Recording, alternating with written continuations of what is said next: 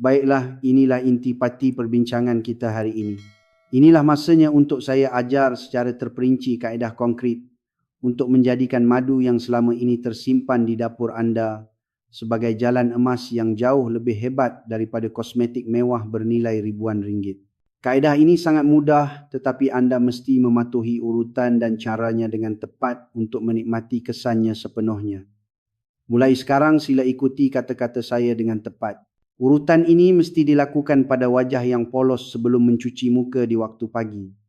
Semasa tidur pada waktu malam, lapisan minyak nipis bersama sedikit sisa kotoran terkumpul pada kulit kita.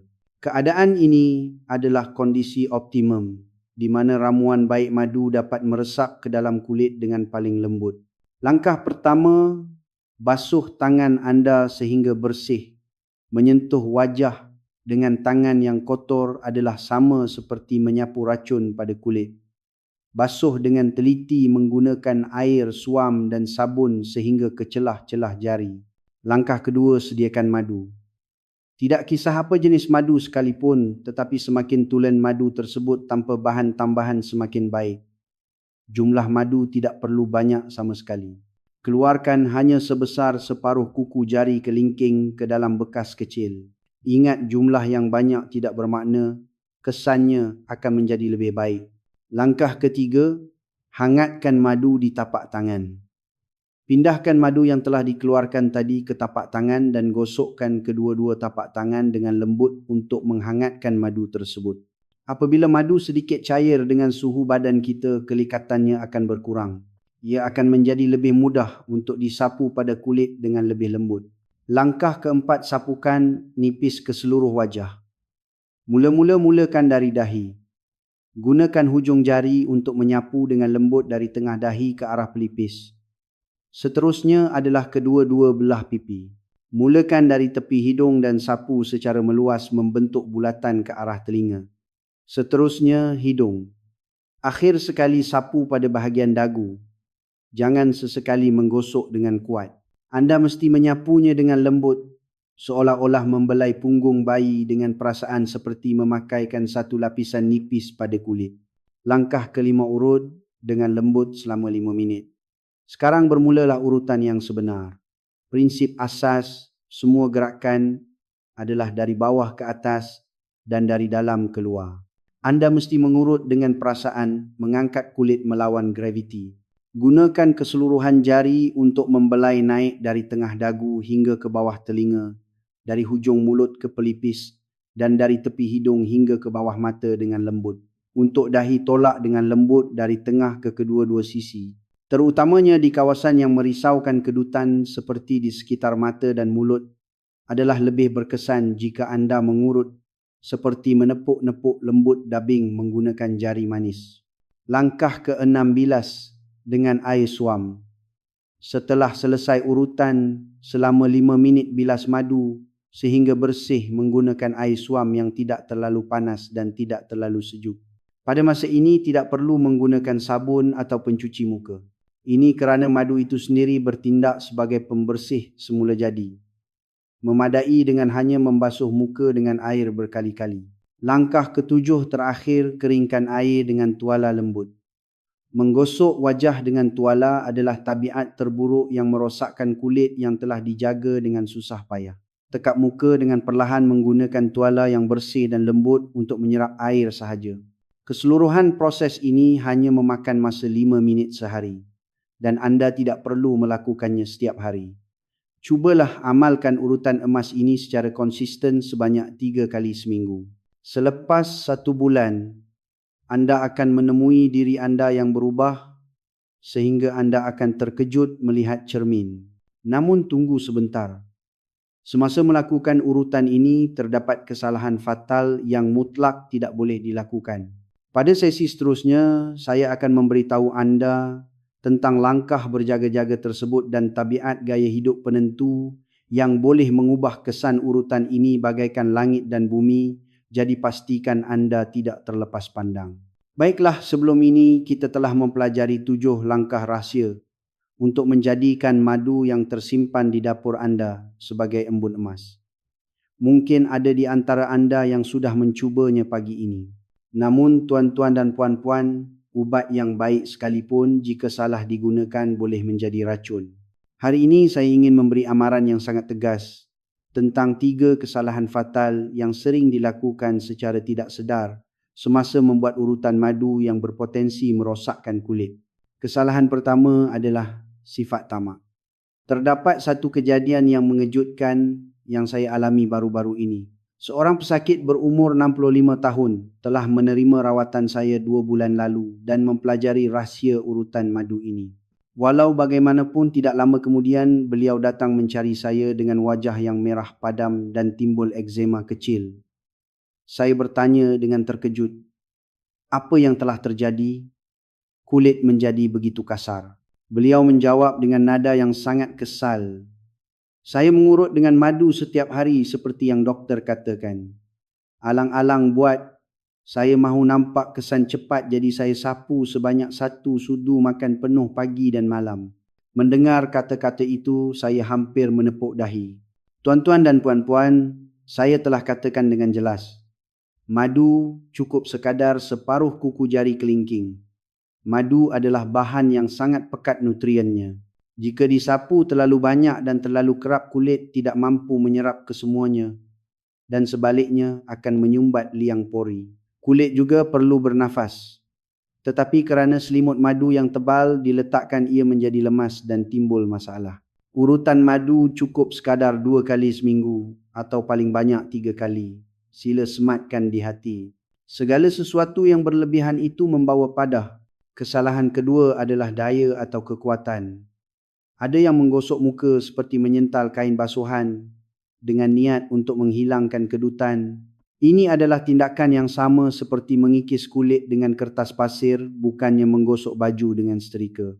Kulit kita jauh lebih halus dan sensitif daripada yang disangka, terutamanya apabila usia meningkat, kulit menjadi nipis seperti kertas.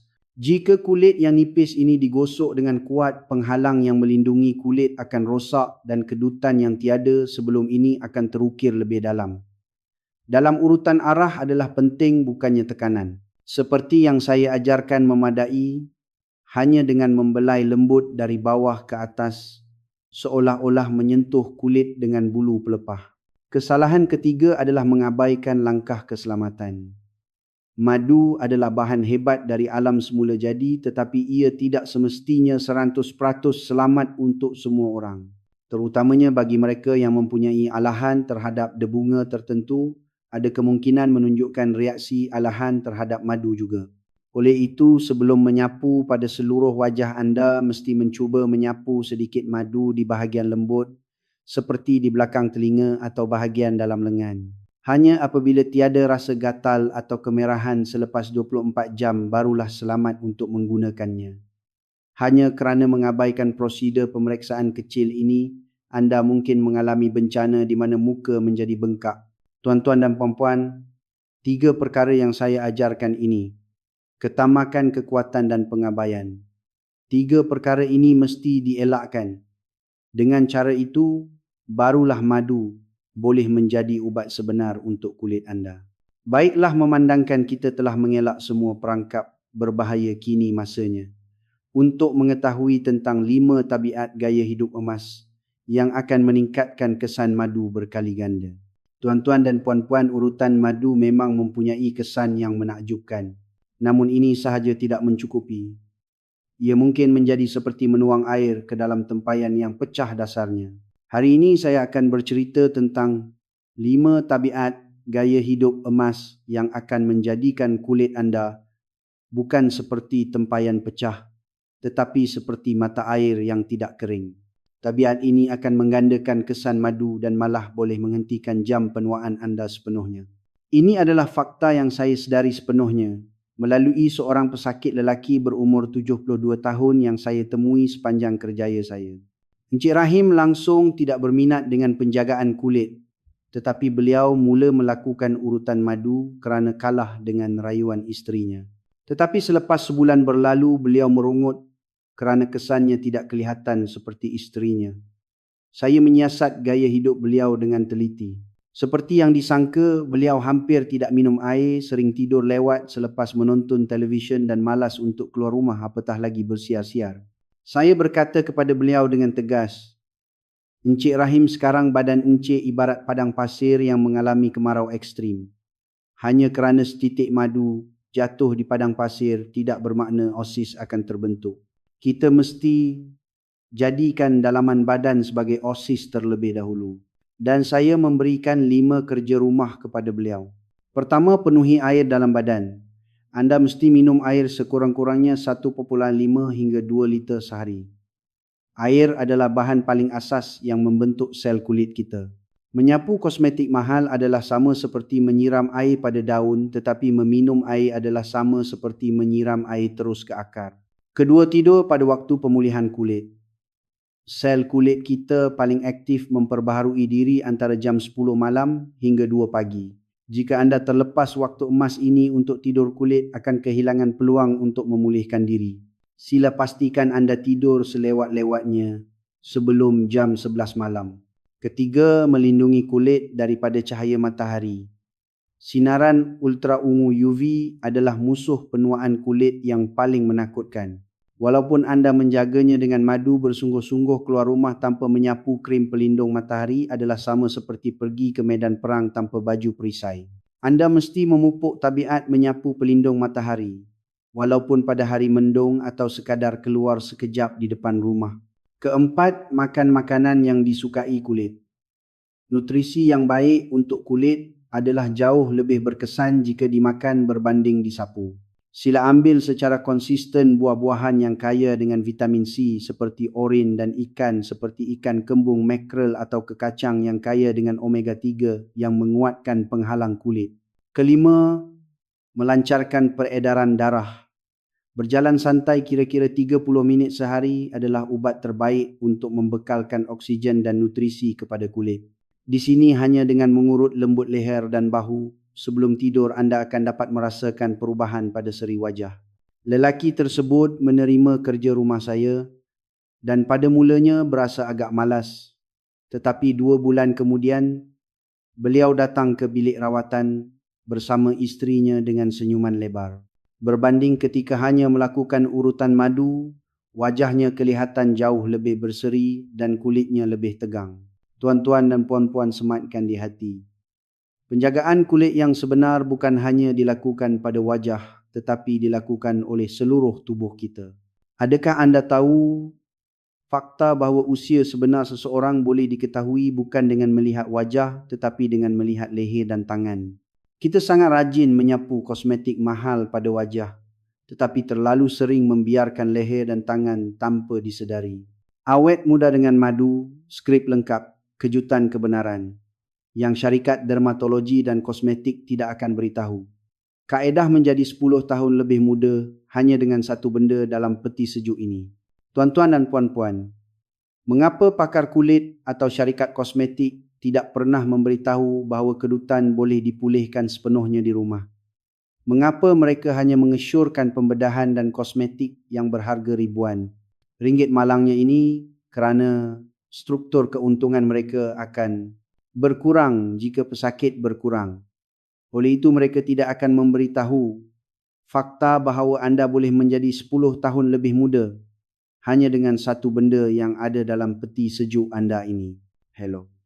Saya Dr. Rizwan Syafiq, pakar kulit yang telah menjaga kulit pesakit selama 35 tahun di klinik saya.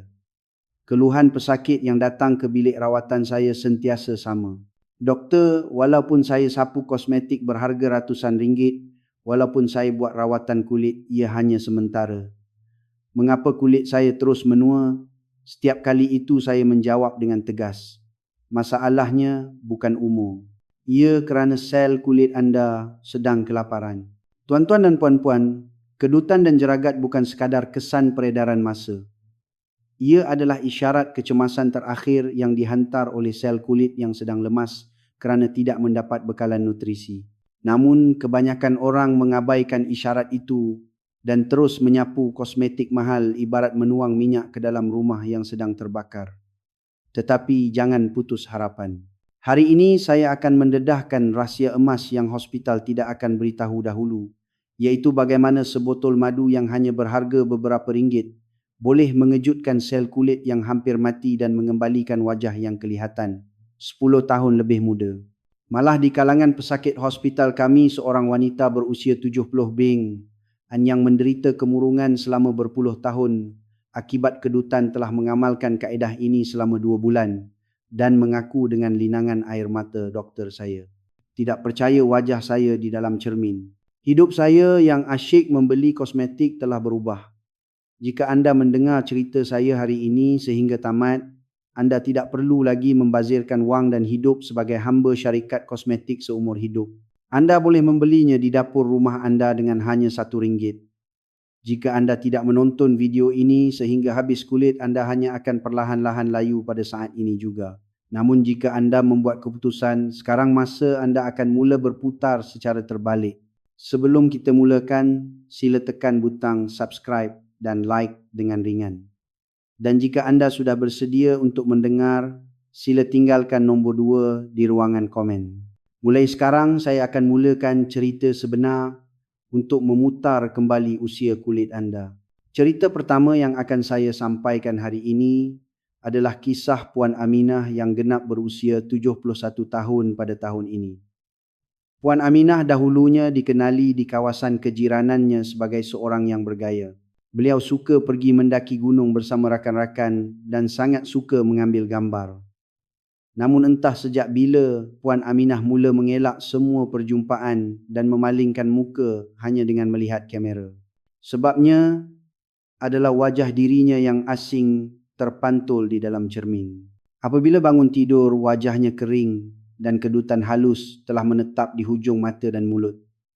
Apa yang paling menyedihkannya adalah tona kulit yang kusam, seolah-olah seseorang telah menabur arang. Suatu hari anak-anaknya mencadangkan untuk mengambil gambar keluarga sempena ulang tahun kelahirannya yang ke-70. Ia adalah hari yang menggembirakan, di mana seluruh keluarga berkumpul, tetapi hati Puan Aminah terasa berat seperti batu.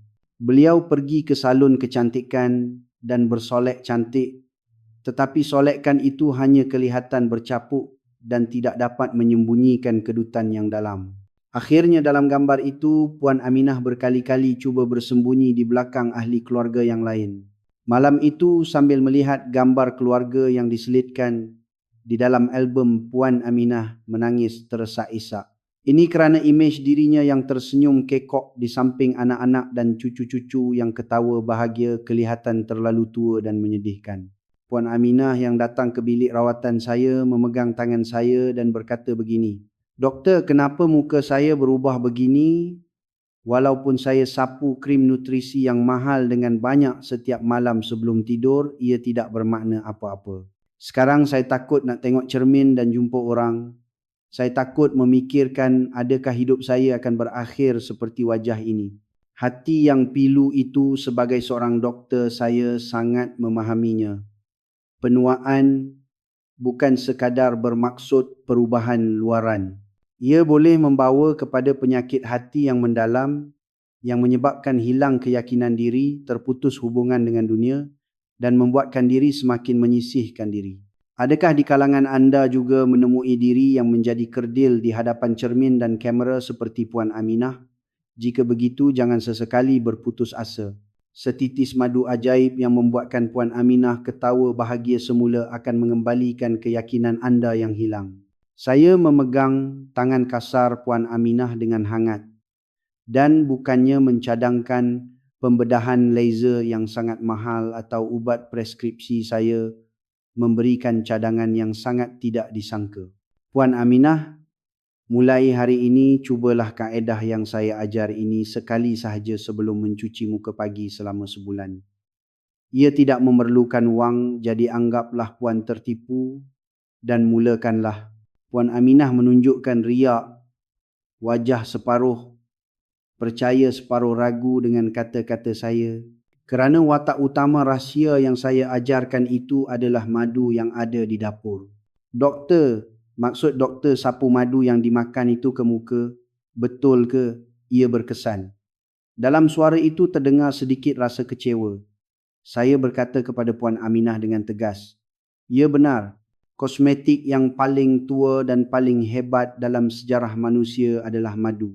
Setitis madu ini lebih diperlukan oleh kulit Puan Aminah sekarang berbanding krim bernilai ribuan ringgit. Dengan nada tegas, saya Puan Aminah mengangguk dengan berat hati dan tepat sebulan kemudian pintu bilik rawatan saya terbuka luas dan seseorang yang berbeza sama sekali masuk. Ia adalah Puan Aminah. Wajah yang dahulunya kusam entah ke mana perginya dan beliau mempunyai kulit yang jernih dan berseri. Apa yang paling mengejutkan saya adalah ekspresi wajahnya. Senyuman bahagia yang penuh keyakinan mekar di wajah yang dahulunya suram. Doktor saya betul-betul tak percaya. Bila bangun pagi pun, muka tak kering dan rasa lembab. Dan kedutan kecil di sekeliling mata betul-betul dah makin pudar. Baru-baru ini bila saya pergi ke salon pendandan rambut tanya ada berita gembira ke sebab saya nampak makin cantik. Sejak hari itu Puan Aminah kembali ceria seperti dahulu.